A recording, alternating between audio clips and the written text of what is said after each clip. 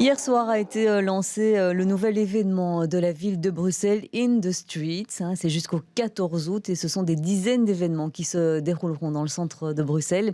Pour en parler avec nous, nous recevons la porte-parole de Brussels Major Event, Marina Bresciani. Bonjour. Bonjour. Merci d'être là ce midi. Alors cet événement, In the Streets, ça remplace Bruxelles-les-Bains qui n'existe plus. Le concept était un petit peu dépassé. Bruxelles-les-Bains s'est arrêté en 2018, la dernière édition. Donc, depuis, on avait créé le Summer en 2019, puis Covid 2020-2021. Donc, le concept avait vraiment beaucoup évolué. Ce qui fait que la ville de Bruxelles, cette année-ci, s'est dit qu'il faut vraiment amener quelque chose de nouveau et d'urbain. Donc, on a vraiment amené un concept au bruxellois, un concept qui met en valeur les rues du centre-ville, qui rend un peu vraiment Bruxelles aux Bruxellois, plus que peut-être ce qui n'a jamais été fait. Et donc, on a proposé cet événement In the Streets. Oui.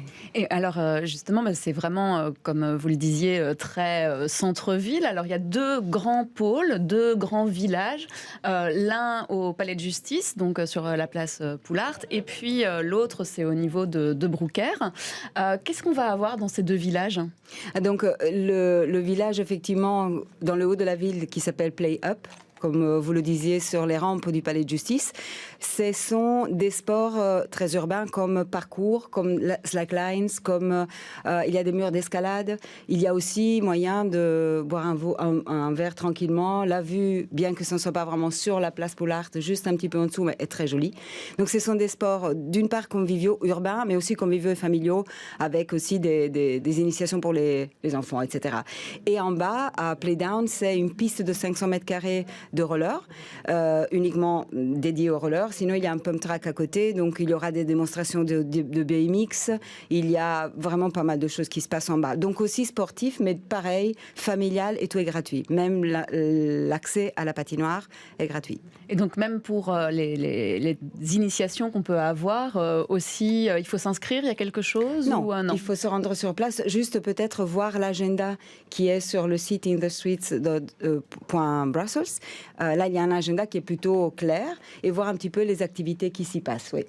Alors, il y a également des parcours, là par contre, qui sont fléchés tout au long dans la ville, hein, en haut et en bas aussi, avec un départ, là cette fois, de la place de l'Europe, donc à côté de la galerie Agora. Pardon. Est-ce que là aussi, il y a des activités ou c'est simplement une marche pour découvrir la ville ? Mais en fait, donc, ces deux villages sont reliés par ce parcours qui fait une espèce de boucle, enfin un 8, et ce parcours, lui, il met en valeur des œuvres artistiques, 5 installations artistiques, donc il s'appelle Walk, et donc 5 installations originales, dont une effectivement au carrefour de l'Europe qui est un peu le croisement, comme le nom l'indique, et d'autres installations qui existent déjà, comme le parcours, par exemple, BD ou le parcours Street Art. C'est vraiment l'idée de mettre en valeur les œuvres artistiques, parfois des rues un petit peu un peu discrètes. Et voilà, là, on y découvre au détour d'un coin une fresque qu'on ne connaît pas, même si on est bruxellois et on y vit depuis très longtemps. Voilà, c'est l'idée de mettre un petit peu en valeur tout cela.